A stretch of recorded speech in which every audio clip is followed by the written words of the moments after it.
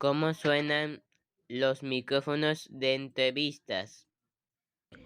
Primero vamos a escuchar este pequeño micrófono de entrevistas.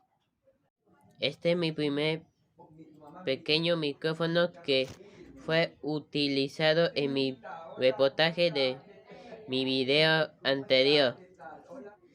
Este es mi segundo micrófono grande profesional de entrevistas que utilizan en la televisión. Vamos a escucharlo. ¿Cómo suena este micrófono grande? Este es mi micrófono grande profesional cuando yo entrevisto en varias ocasiones para próximos videos en mi canal de YouTube.